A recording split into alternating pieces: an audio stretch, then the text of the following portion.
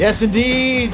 2-0 to start the new season. This is the DLS Stars post-game show alongside Craig Ludwig, who got caught drinking his water, which is really going to disappoint everybody in the chat because they were expecting something else. But that's okay. Luds is a professional. This is the DLS Stars post-game show. Craig Ludwig, I'm Owen Newkirk. Sam Nestler will be reporting live from Ball Arena a little bit later, as assuming he doesn't get lost inside the building out there in Denver at some point, which I don't think we can make that assumption, Luds. No, I wouldn't. Yes, we know Sam's having issues. Somehow, some way, he's having issues. It's been way too quiet of a day from Sam's perspective, so we're all waiting for the other shoe to drop. Before we get into this one, as the Stars beat the Avalanche 5-4 in a shootout, let's talk about a couple of quick things that we need to do housekeeping-wise. First, ball knower bonus. You know I've been talking about this a lot. I'll bring it up again later in the show, but we have a big one tomorrow. Cowboys at Panthers. It's the early noon game Central Time. So because this is one of the options, who wins this game? If you have a good feeling on this, go in and make a pick on the alldls.com website.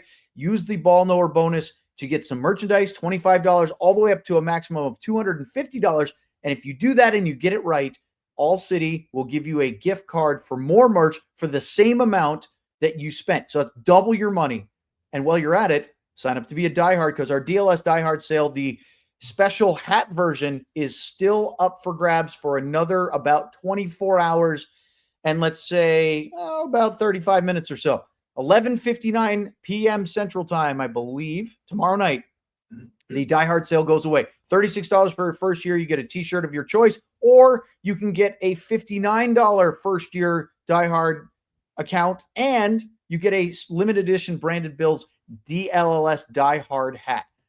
Get them before they go. They won't last long, and you get all the perks of being a Diehard, whether you decide to go with the hat or the shirt. And either way, you are saving money, and it's a great deal. All right, Luds, if you were to say, in fact, I think we talked about this, when the schedule came out this summer, and you have to start on the road at Winnipeg and at Colorado, you knew that was not going to be easy. And I think we all were thinking, well, if you get something out of that trip, it's okay, because that is a gauntlet. I don't think any of us were going in there going, well, 4 points is what you expect. But that sure is a nice way to start the season. Yeah, I would say realistically, if you could get 2 of the 4 points, I mean, looking at them two teams back to back, but it did help with some injuries, some key injuries to Winnipeg, right? And sure. But then even still, coming into tonight's game, you would think it would be a little bit tougher. And honestly, it was a little bit tougher. And I will say that the lead of this is this may be the best game I've seen a goaltender that gave up 4 goals in a hockey game play, because he was pelted by shot after shot by some of the best players on the planet.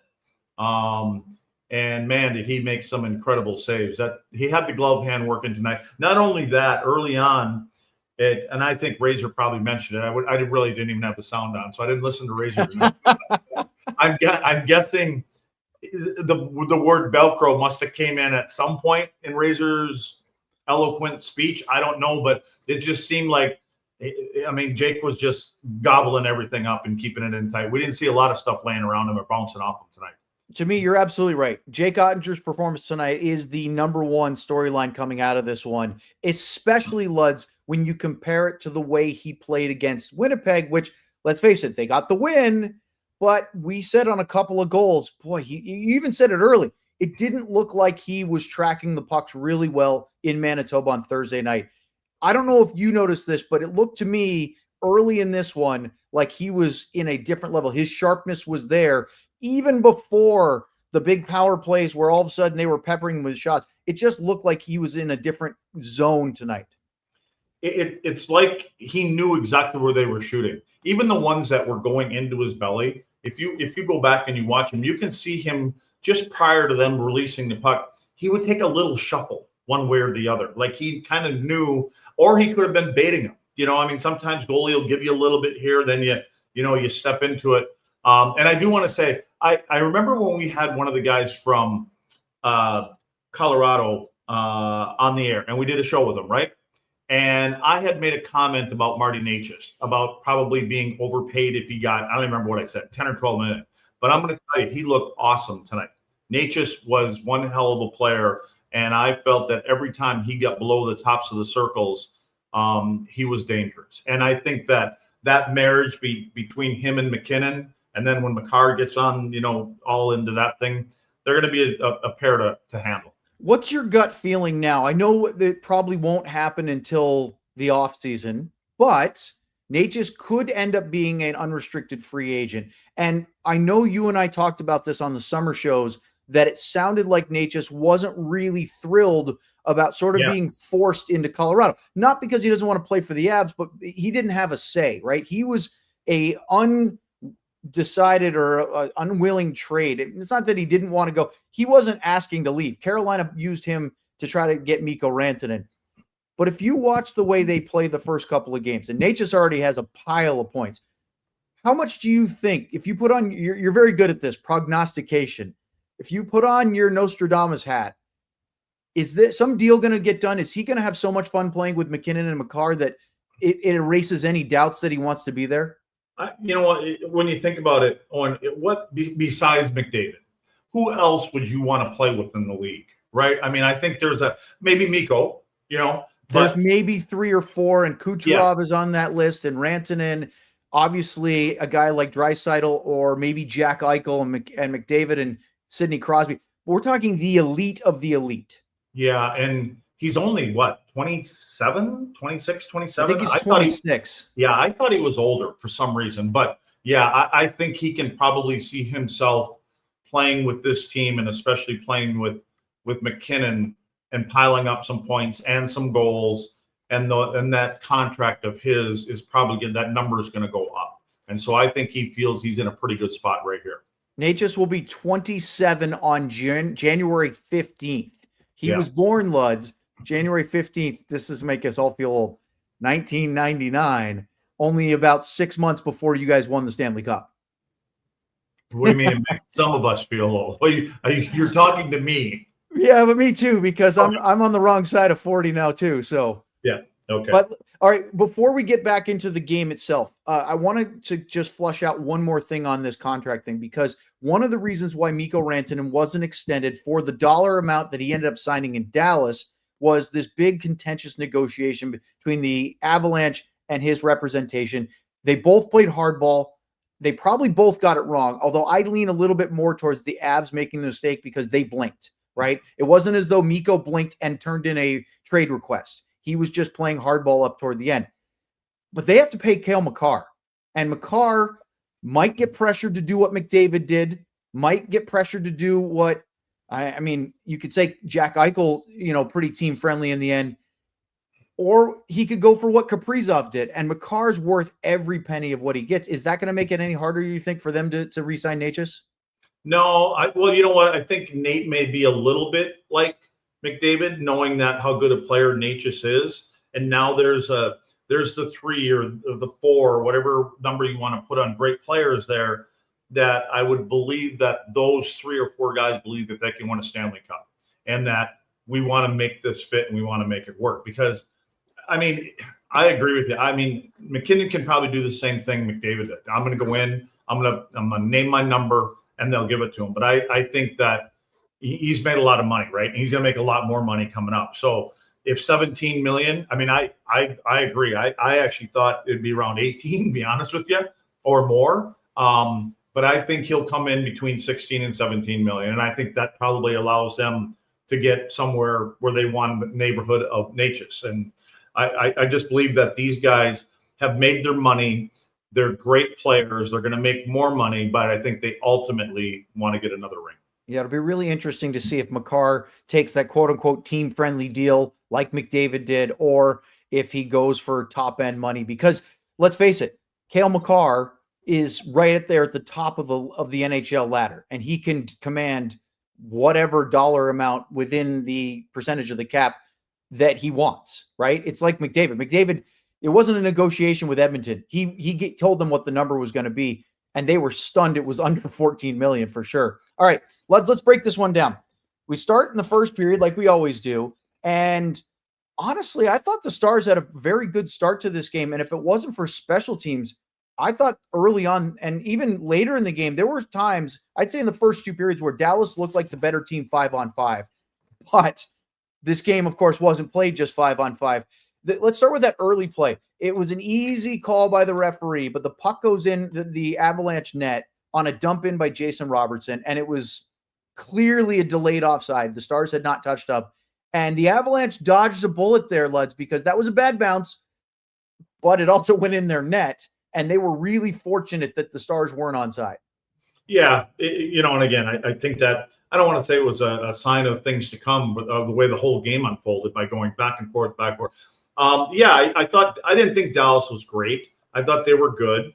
I thought that when Colorado's best players had the puck, they made things happen like they usually do. But I just thought it was an entertaining game. Honestly, that's the way I look at this game. It was entertaining. I thought it was really entertaining. It was a fun hockey game.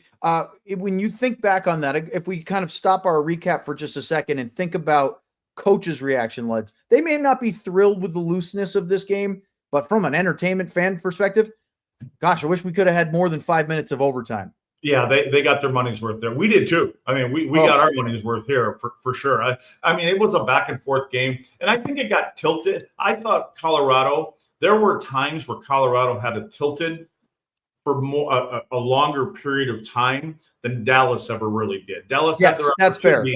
But there was sustained pressure and sustained opportunities, I thought, more by Colorado at times than Dallas. Buds, the first power play happened. Colorado gets it. They have a lot of zone time. Now, they didn't get any grade A's, but they had 6 quality chances.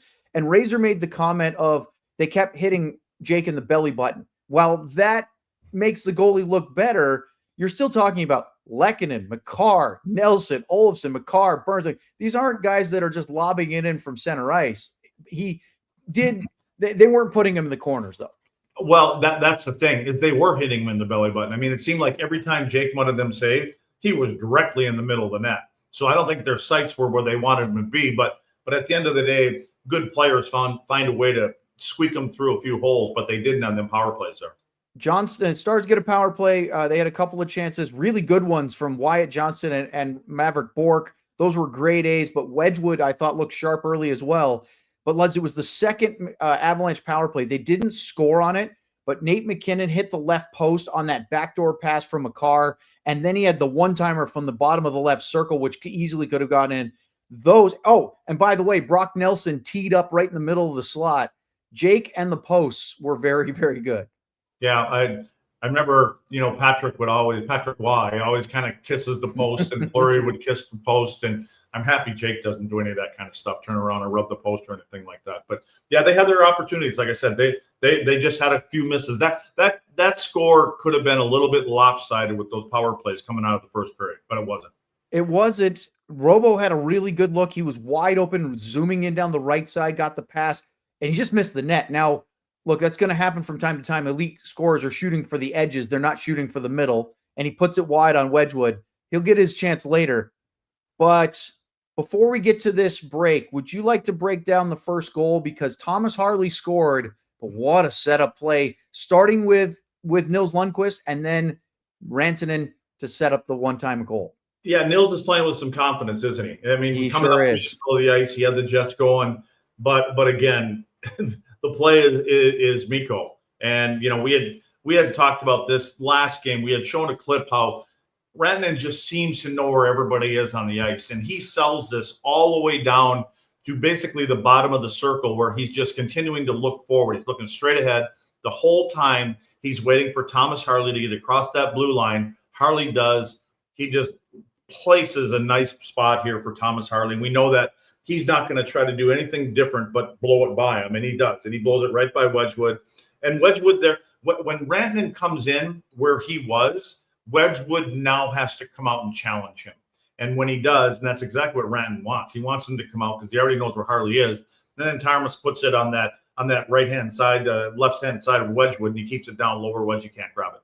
A big goal for Harley, his first of the season. Dallas ends up the period with a 1-0 lead. They're outshot 14-5. The Avalanche had the edge 14-9 in scoring chances, but guess what? High dangers are by my count were 4-4. As Luds was saying, Colorado had the better of the first period possession, but they didn't always turn it into the highest quality scoring chances, and that's why Dallas had the lead after the first. That and Jake Oettinger was pretty good. Okay, we're going to go to the second and third periods and talk to Sam, and of course, take your super chats. We have a ton more to get to here on the DLLS Stars podcast post-game show. It's back. Yes. Mando's back. Man, it's back. Mando's back. Fall's here, crisp air, football, maybe a bonfire or two. But if you're like most guys, you're still putting in the hard work, and yeah, that means sweat. You know that feeling. It's game day, and you've been working all week. Your lucky jersey, maybe smelling a little too lucky. Let's be honest, regular deodorant just doesn't cut it after a long day. But there's a real game changer. Mando deodorant plus, and it says sweet sweat control. I'm not sure what sweet sweat is, but it's got sweat control. This isn't just another cover-up. Mando was one stick, two jobs: powerful odor and sweet control. Sweet sweat control. It actually stops odor before it even starts. One wipe and you're good to go. I wonder if they make toilet paper. Let's see. It controls both sweat and odor for 72 hours, and after just 12 hours, underarm sweat is reduced by 92%. Not 93 or 91, 92. It doesn't just mask odor, it prevents it. 100% of study participants experience all-day odor protection. Premium ingredients, double protection. It comes with a solid stick deodorant, cream tube deodorant, 2 free products of your choice, like mini body wash and deodorant wipes, and free shipping. That's not spelled with 2 T's. That's with a PP. Balls, butt cracks, a special offer for listeners. Balls, New customers. butt cracks, and grundles. Your balls, butt cracks, and grundles. Use code DLLS at shopmando.com for 20% off. Shopmando.com. Please support our show and tell them Commando Sam sent you. Man, he's such a pro. He fought through 3 of the Grundle drops. Did you hear him in the background? I heard clutter. You were focused. I love it. Let's talk about prize picks, but I'm not going to be able to live up to that because everybody was clamoring. The chat was going nuts for the Mando read. This episode is brought to you by Prize Picks. You and I, of course, make decisions every day, but on Prize Picks, being right can get you paid. Don't miss on any of the excitement during this football season. Obviously, a big day tomorrow where it's good to be right. You can talk about, let's see, maybe tell your friends how you know who's going to get the passing or rushing yards or the touchdowns. And so you build your lineup. All you need is anywhere from 2 to 6 players, and you can, if you get your picks right, cash in. One of the great things about Prize Picks is that they let you offer stacks, meaning you can pick the same player up to 3 times in your lineup. You want to pick more on, we always say Josh Allen's passing and rushing yards and touchdowns. You can do that in the same lineup only on Prize Picks. Download the Prize Picks app today and use the code DLLS to get $50 in lineups after you play your first $5 lineup. That's code DLLS to get $50 in lineups after you play your first $5 lineup. Prize Picks. It's good to be right. All right, Luds. You should have seen the chat. I was watching it while you were doing the Mando read. It was blowing up. They were loving this. And look who we brought in. Speaking of Grundles, let's bring in Sam. Sam, did you hear the first Mando read of the season? I did not. I just missed it. It's a little cleaner. And Grundles. But the drop is still there. So Sam Nestler joins us live from Ball Arena. Speaking of balls, butt cracks, and Grundles. Yeah. How's that one for a pretty entertaining contest? Yeah, I don't know if we expected this to be any different, right? I don't know if these teams ever play a boring game, but pretty obvious. The story there was number 29 and in net for Dallas. I mean, they were heavily outplayed. It's kind of in a different way than the Winnipeg game, but similar type of games where you don't get anywhere near the game you want to play, but you find timely goals, you get a couple saves, and you get 2 points out of it. So guys were very honest about it afterwards, but it's 4 points and it's time to go back home for the home opener. What was the sense from Glenn Gulletson in this one, as far as he was not thrilled with the last 10 minutes of the game against Winnipeg, but overall fairly content with the first game? How do you feel about tonight? Yeah, not at all content. He said, I mean, first thing he said was a great quote about Jake. He said, "This is probably the best goalie performance, or I don't know if I've ever seen a goalie performance since Jake Oettinger in 2022 against Calgary." So very much praising him on that. But they were very honest. We got outplayed. Said we have a lot to work on. I think Mike asked him, what did you learn from this game? And he said, I learned we have a lot to work on. So they fully understand it. Nobody, and I like that. I like the idea of being proud that you found a way to get 4 points against two very good teams on the road. But I also like the fact that they fully understand that they have not played anywhere near the game they want to play. A couple of, as I mentioned, timely goals tonight. Jake Oettinger was just absolutely ridiculous. Without some of those glove saves he made going to his left, this game might be 7-3 Colorado and over in a heartbeat. And then Mikko Rantanen. I know it wasn't an overtime winner or the late winner, but he still finds a way to bury his former team, and they just hate it here. The middle fingers and the booing and the screaming, and a lot of it's pointed at Duchesne too. Still, it's been a while. I thought There's they'd maybe move on from that. Duchesne asked for a trade. Yes. Rantanen did not, but he also tore their hearts out in Dallas last May. Yeah, and they do not forget it. Every time they're on the ice, they are booing them from start to finish, and every time they touch the puck. So I'm sure for guys like Mikko, they probably feed off that, and he had a great game again tonight. But lots to work on, guys. That's the key. And Goldson actually said structurally he didn't hate it. Like he thought they were in positions. They would just lost battles all over the ice. And you could see that. I mean, Luds, I'm sure, has already talked about it. If not, will talk about it. They lost coverage a couple of times, but a lot of it was losing battles in front of the net. I mean, the amount of cross ice passes that guys just didn't get a piece of, or guys getting inside on them in the blue paint. That's what they need to work on to get to their game. And let's just hope 10, 15 games in, as Luds has talked about, they get there. No, Sam, I'll tell you what, you're right. And what I believe it is right now, because they have tweaked some things, again, they've changed some of the coverage.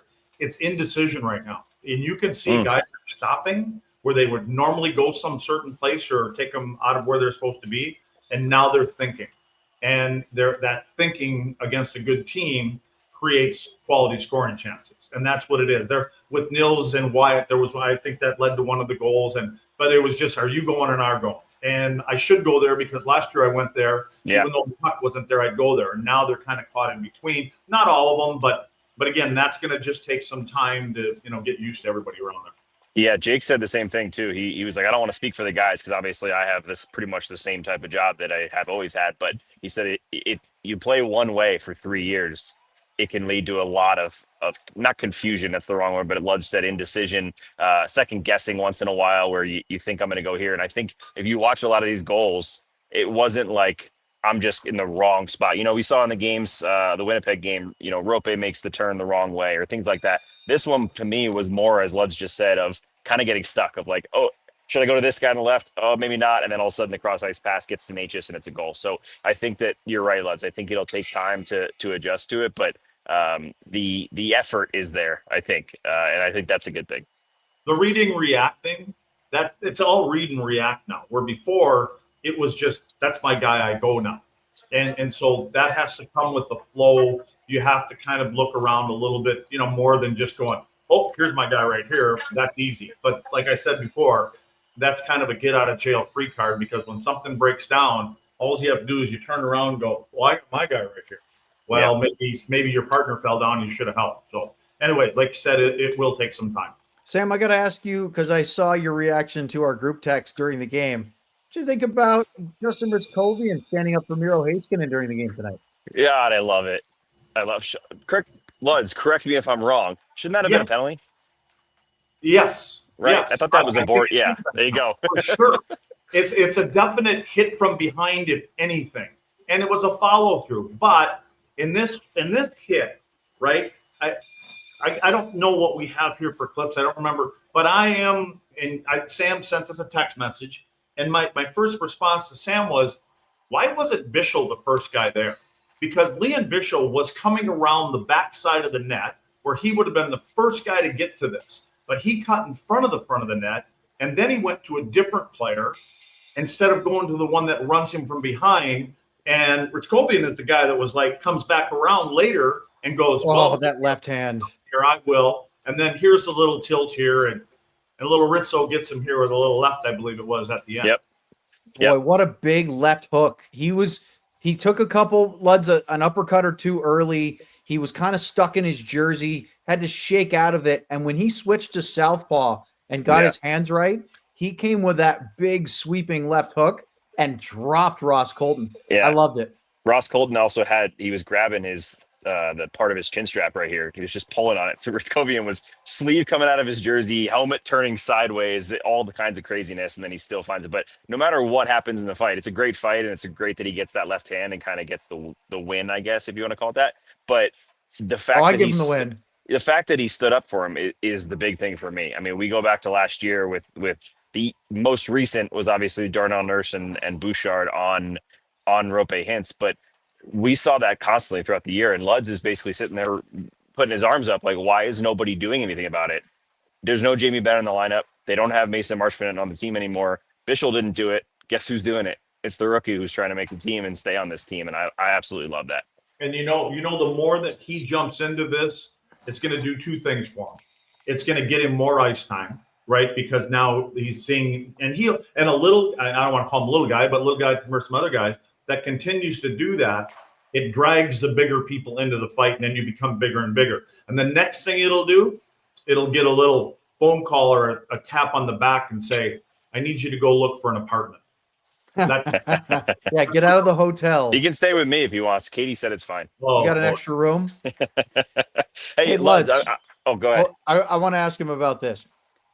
How important it is for a guy like Ristkovian to do that, but also make sure he doesn't take an instigator and hurt his team in the process. He went up and gave a cross check to sort of the side of the arm of Colton to get his attention, got in front of him, and they clearly said something, and then they dropped the gloves. If he jumps him from behind and takes that 210 and the extra 5, I mean, that's just, to me, even though he's young, that seems like a savvier move to not take an instigator.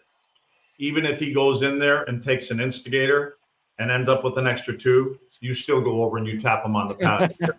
At that moment, that was a bad hit. That was a bad hit on your teammate. And regardless of the penalty or not, that brings everybody together. And it's a young kid that's doing it. He gets pulled into the group a little bit more. Not that he's not pulled in already, but like I said, sometimes you take the extra penalty to make a statement early in the season, early in your career, early to everybody else. Like, I'm here for you guys. I expect you guys to be here for me. Remember last year when Rantanen had his very first game?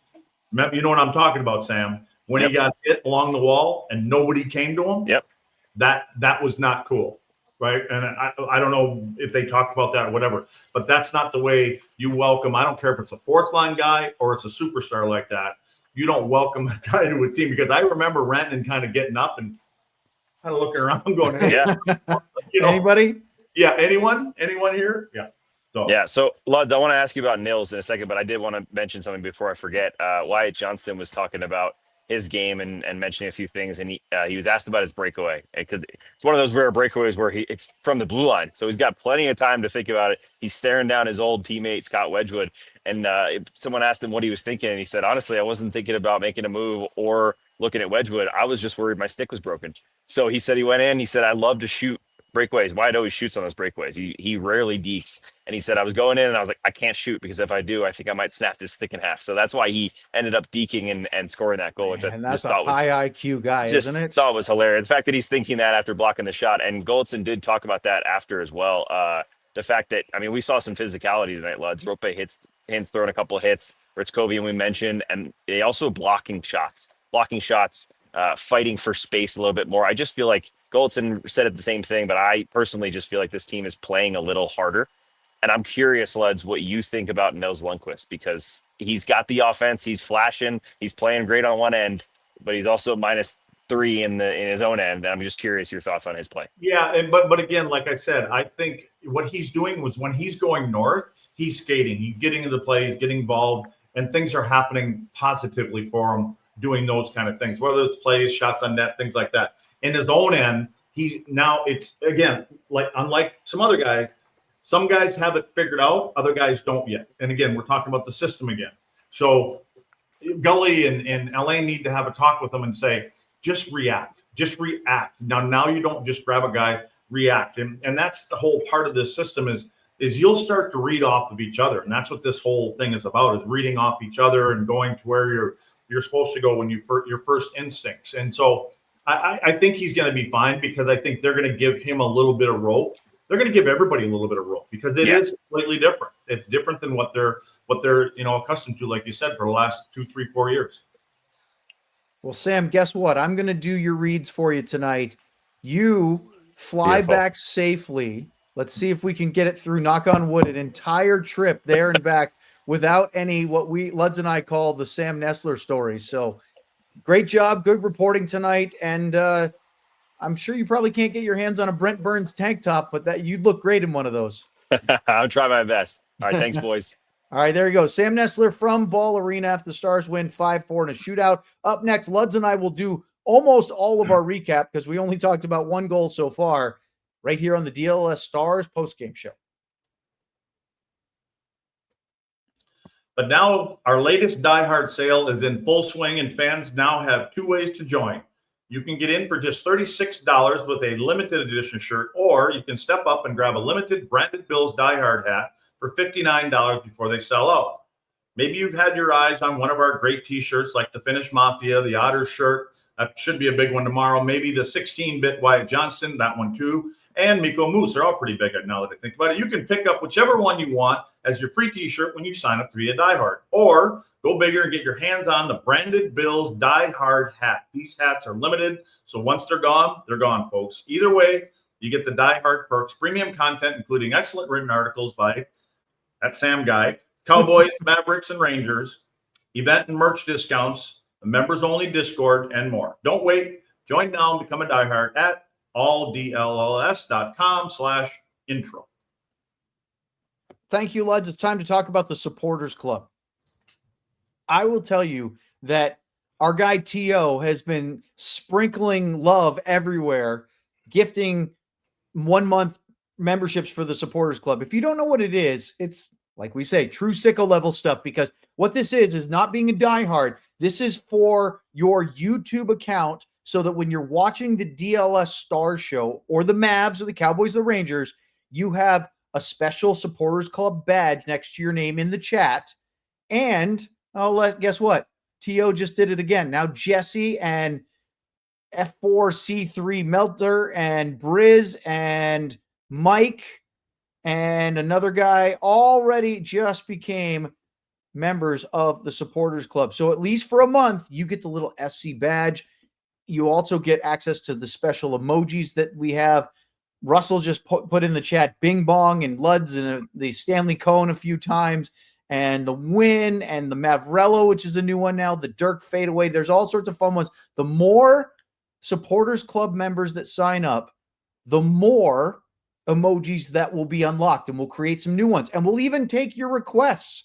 If you're in there, hit up GM Ben and say, hey, we need such and such. And he might just make or have that made. Plus, there is a second tier, a little bit higher tier of Supporters Club, which unlocks exclusive content.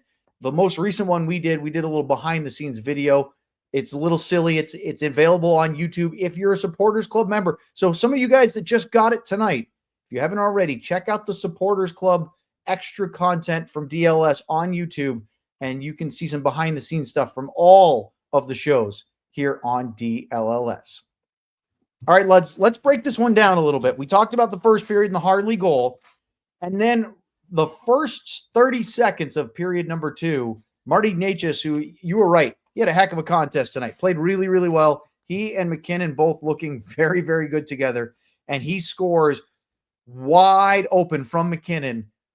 It's a tough play. Look, Jake Oettinger was phenomenal. I don't love his upper body falling forward, because I feel like if he's a world-class athlete and goalie, and I'm asking a lot, but if he could somehow go post to post and stay upright, he makes that save.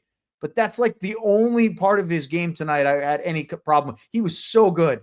And this is also a great play by MacKinnon.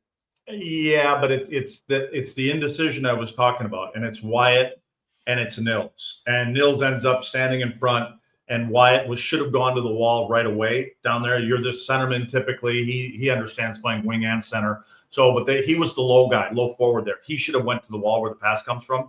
But I'll tell you, for the goaltenders that do stretch out and fall forward, when they're doing that, they're cutting down the angle by reaching for that puck. So it can't elevate as quick. And so if a guy is further away, I'm guessing that's what their thought process is. But regardless of that, Necas just makes a great shot. I mean, it's a great pass. It finds a seam through Wyatt and Dlls, and it's a perfect shot upstairs. One of the few that got by that glove hand tonight. After the goal, that's when Miro got checked by Ross Colton from behind in the area behind the net, kind of in that trapezoid area. Ritzkovian fought him. I want to back up real quickly, Lutz. We mentioned Colin Blackwell playing his 300th career NHL game tonight. Obviously a small number compared to the 1,500 for Brent Burns, but he almost had a highlight reel goal in the first period. Couldn't quite get the shot off, but made a really nice play. Yeah, right through the neutral zone. I mean, he kind of sneaks his way in the neutral zone. He ends up coming here in between three of the Avs players, and he goes to the left and he finds a way to get himself behind everybody, and then he's running out of room. But I like the way he just drops his right shoulder and he cuts to the front of the net. Probably, you know what? If it was probably a different player, if it was somebody like Sagan or somebody like that, again, I hate doing this to players, but somebody else, because he's on his forehand here, somebody else probably takes it past the goaltender to the far side and then tries to tuck it in. If that's Wyatt, he probably skates a little bit further. But Blackie tries to put that in 5-hole, and he doesn't put it in. But even regardless, it was still a nice play by. After the Necas goal and the Ritzkovian-Colton fight, the teams traded chances for a little bit, and then suddenly, Lutz, the Avalanche have their first lead. And I scratched my head because I went, the defensive zone coverage here. Both goals, Necas was wide open, and Brindley couldn't be more wide open standing on top of the crease. It's a great play by Olofsson, but I'm not thrilled with Brindley being wide open at the crease. Well, if you remember right, it starts with Thomas Harley, where the Brindley goes around. Harley's trying to make some little sweet poke check here on him, and it ends up, I believe, going through the body. And what he does is when he's reaching, he kind of leans over his feet, and now he's flat-footed, so he gets beat. And then right at the end, right in front of Jake, Nils, he decides that he should go. Right now, Nils has got to go. You know what? He's at a poor angle right now. I'm just going to take the offside guy. He doesn't. He ends up going over to the puck carrier. Nice little pass, and then ends up just being a tap-in. I'd like to see him give Jake a chance to make that one-on-one save, don't you? And stay with. Yeah. Stay with he's at a poor angle, and yep. Jake at that point, when a player is down below the top of the bottoms of the circle there, the goaltender wants to have the confidence that he can come out and challenge there, knowing that on my defenseman especially, we're not letting any passes go across the crease, and Nils should have held his position. This is what Sam was talking about a couple of little plays in his own end.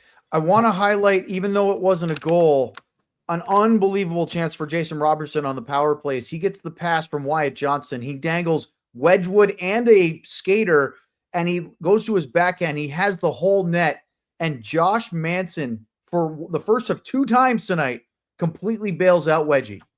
Yeah, Manson's been good for him earlier this year. He sure has. I think when Josh is healthy, which they hope that he will be, and we saw the hit that I'm sure most people saw the hit that he laid out the other night. He can be a force back there. So that was in Los Angeles on Tuesday. Yeah, it was a big hit. So it was a really good one. Manson's a good player, and he plays with an edge. So he's a good player. Yeah, Robo was all around it again tonight. So you talk about interior. Remember we played that clip of Glenn Gulletson in the pregame show talking about getting interior offense. Yep. Brindley's on top of the net for the Avalanche. You know, what about Nathan Bastian? First goal as a Dallas Star, and where is he?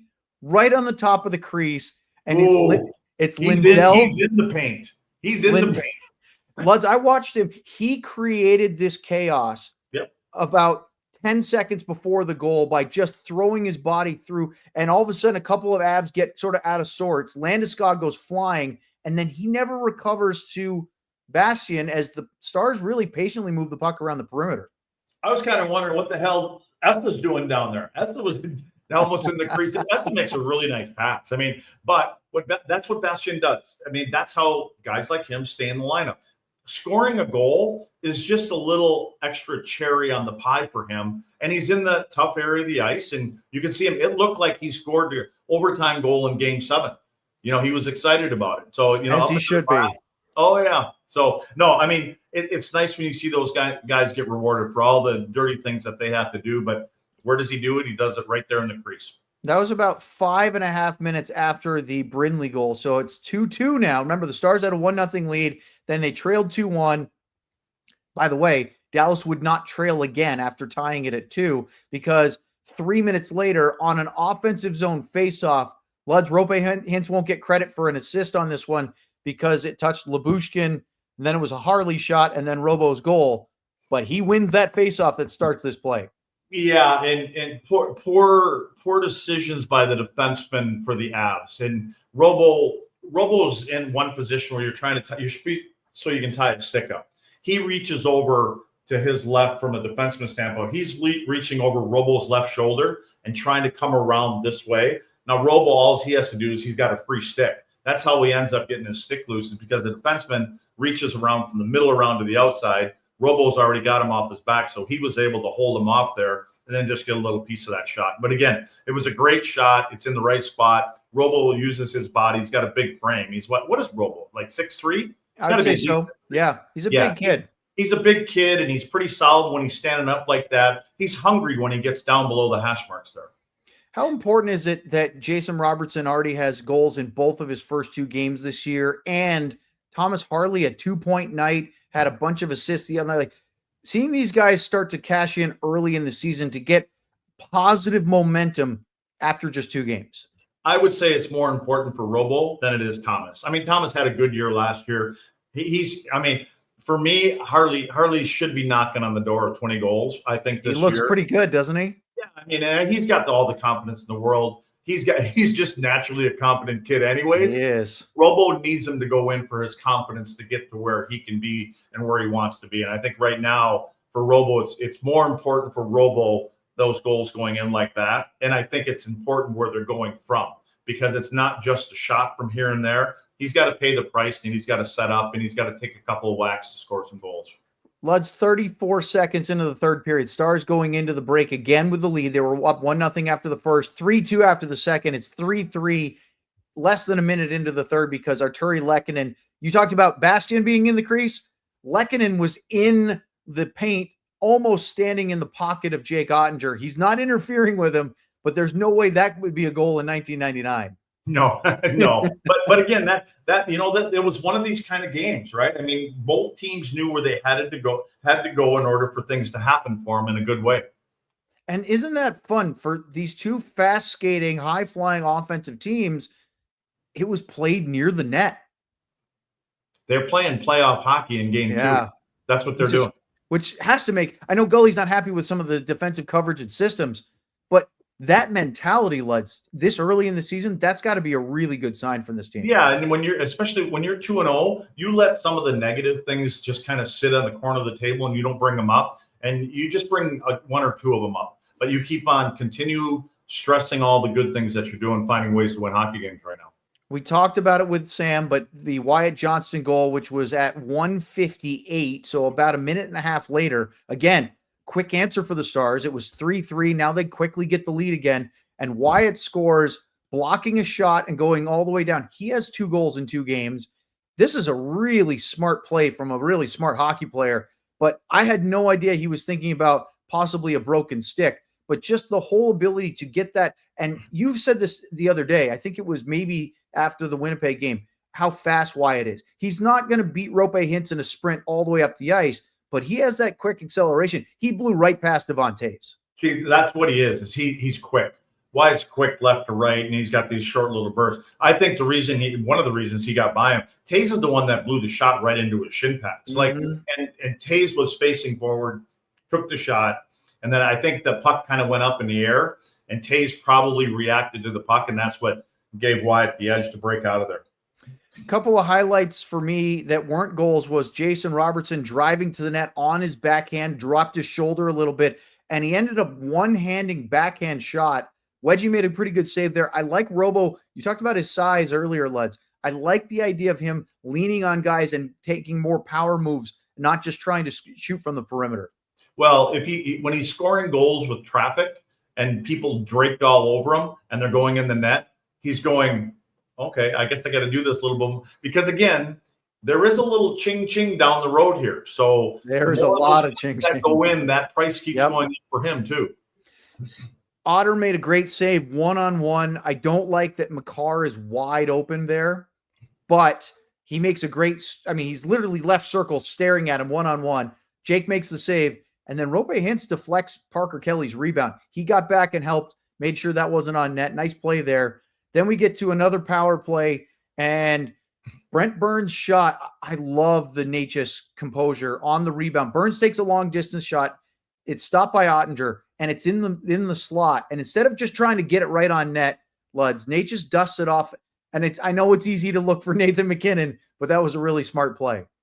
Well, I got a feeling they're going to look for each other. You know what I mean? I think there's that chemistry that seems to be developing. I think you're right. Between these two. And they're two highly skilled players. So after the goal, it's 4-4. You had Otter saving MacKinnon as he drove the net down the left wing. Then he stopped Lehkonen on the rebound, who was right there, and everybody thought it was going to score. In fact, I think even Josh on his play-by-play got tongue-tied for a second because he couldn't believe that it didn't go in. But Lutz, the glove save he made on Jack Drury, wide open in the left slot. The sprawling save he made on Necas, backdoor from MacKinnon, very similar to the Necas goal earlier in the game. Those two kept it 4-4, and boy, was that incredible. I would say Jake at that point was feeling it. And everybody else wearing the Avs jerseys were kind of shaking their head. Sam Steele was wide open at the crease. Wedgwood made a little bit of a save. Josh Manson actually swatted it over the net. That was his second big save to help his goalie.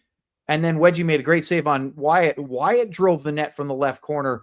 Robo had a rebound. Boy, they were right there. Guess what? We're going to overtime. Not in the show, but in the game. And we'll talk about that after the break here on the DLS Stars postgame show. All right, we got two things to talk about. This is usually Sam's spot, but because he's trying not to get lost at Ball Arena and make his way to the airport, probably not till tomorrow, it's my turn to talk about the newsletter. It is free. When I say free, I mean absolutely free. It doesn't cost you a dime. The DLS newsletter in your inbox every day of the week on weekdays.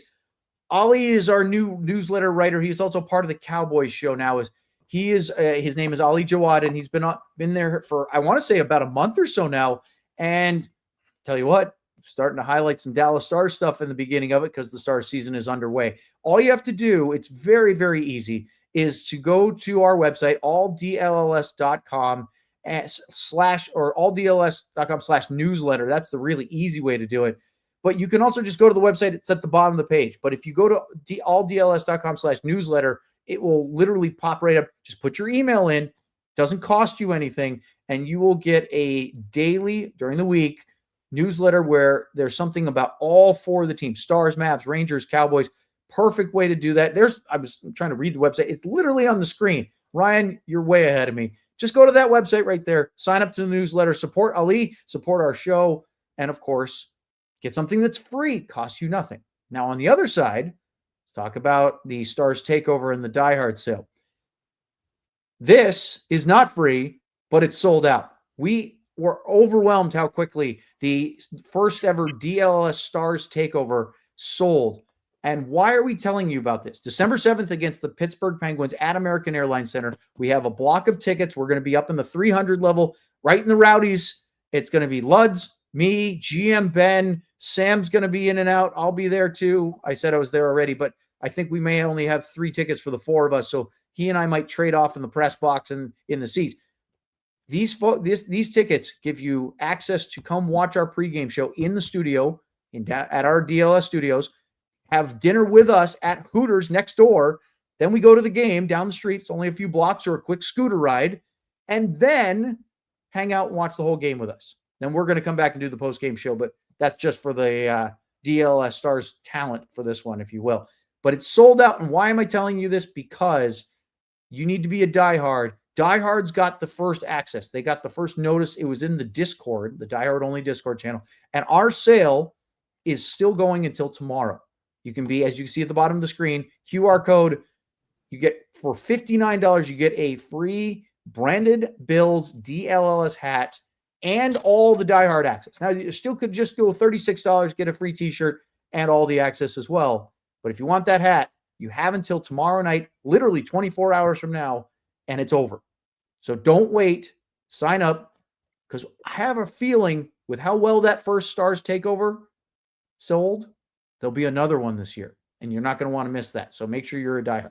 All right, Luds, let's finish off this recap into our super chats and call it a night. Overtime. I thought the Stars actually defended better, maybe because they're used to man-on-man, but the play that scared everybody, but what a great job. Matt Duchene breaks his stick and blocks a shot. And I thought it was back and forth. The only thing I wish was there was more than 5 minutes of overtime. The Jake save, that sprawling glove save on Necas. Boy, Necas had a great game, three-point night. He's still going to have nightmares about Jake Oettinger. Yeah, you keep on saying sprawling glove saves. If you haven't watched the game, you need to go watch it. That's all I can say. I'm sure there'll be highlights all over the place, right? So entertaining. And the save he made on Drury in the third period, I mentioned that earlier, but we didn't say, not only did he make a great save, he did the little puck toss. He threw it into the circle, and it was right at a timeout on the ice. So it was perfect. I think he glared at him a little bit, maybe a little smile on his face. He was having fun tonight. See, remember when I was talking about that a couple of years ago, and I said, every time Jake makes a save, he just kind of faces it to where the faceoff's going to be. That's the circle. Now I'm starting to wonder if there's a little bit of, a little Olay. Oh, there's definitely a little flair to that. Yeah. Shootout. Jason Robertson shouldn't be allowed to take shootouts. I know he's under 60% in his career. He's very high, right? 58% or so, which is an incredible number. But Luds, it looks like he's automatic. I feel so bad for goalies because he's got the same move and he's got 3 places he can go, and goalies can't cover all 3.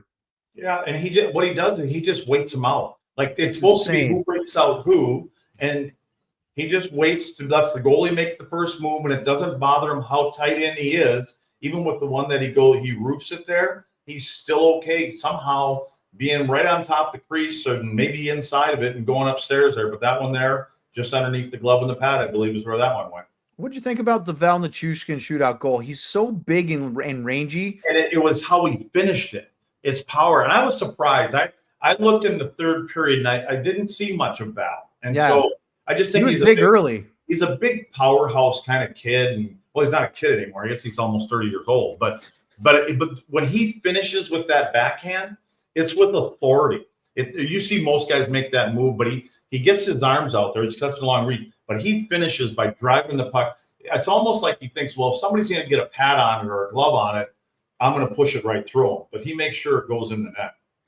The Mikko Rantanen shootout goal was really fun because the crowd's cascading boos down on him, and he goes in there and just wires it past the blocker of Wedgwood, and that felt amazing, right?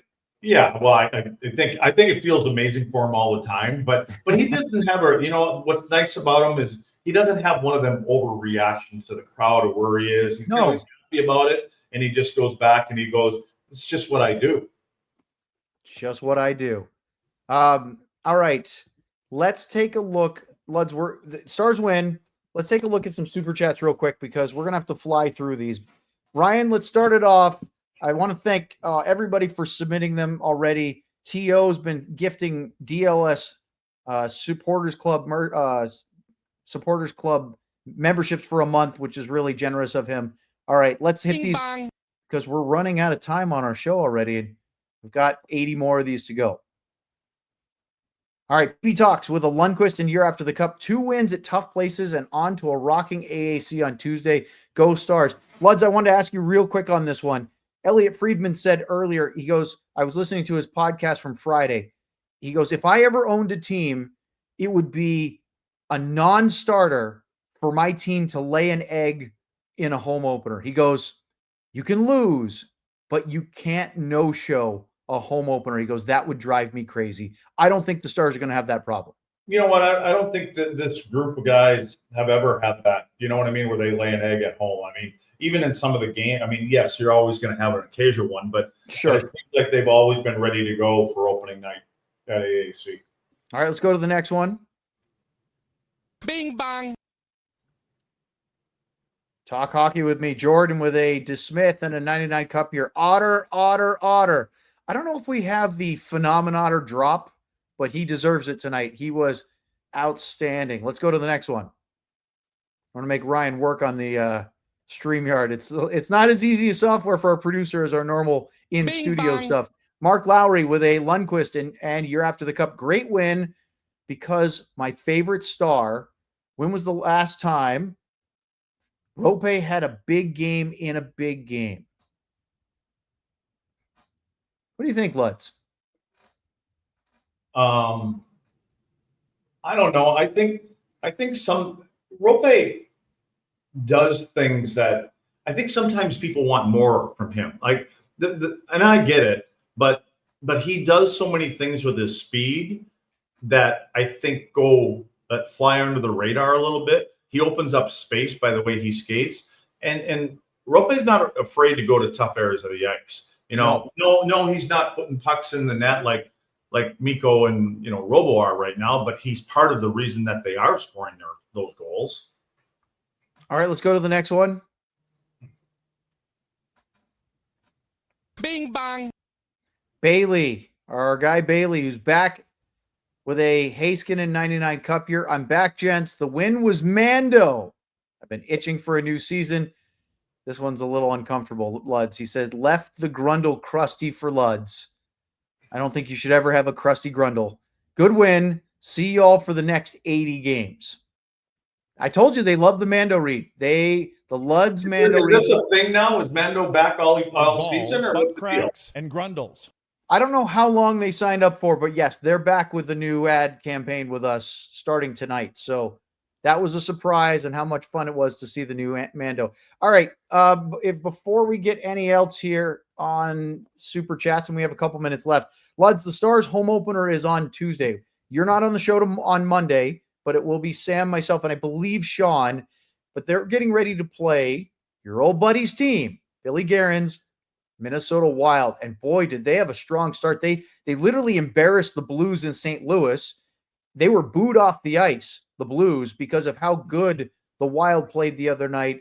I know they were in action tonight. I can scan and check it real quick, but I haven't seen yet how they did.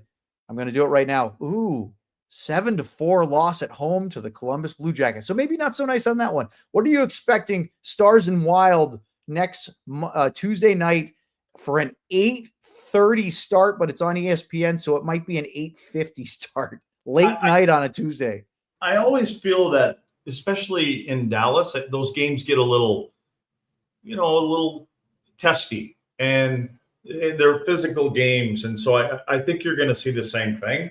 I think this is a Minnesota team, obviously, that believes, and now they've got their big guy, committed, that they're a playoff team. And so I got a feeling they're going to have a little burr under their saddle for the whole season where they're going to play. They're not a team that's going to try to outskill you and dangle around and things like that.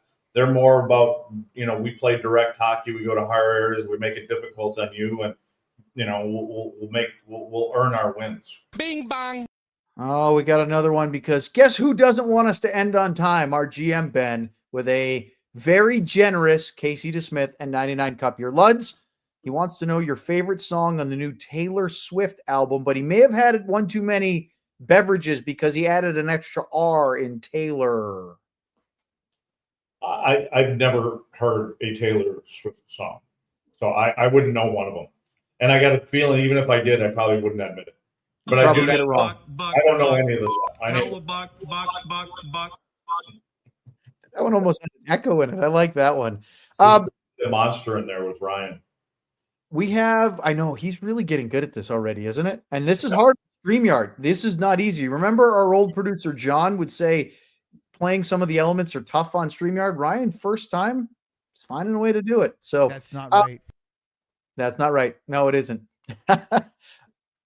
Look, we always talk about man of the match. This one's an easy one tonight, isn't it? It's Jake Oettinger. Yeah, for sure. Hands down. All right. Guess what, Luds? We're done. We're done. We got through it all, and no more Super Chats, and it's right at time. Big thank you to Sam, Ryan, Luds, all the Super Chats. We'll be back Monday, 2 o'clock, for another DLS Stars podcast. Stars are 2-0 to start the year. I'd like to use a couple C words.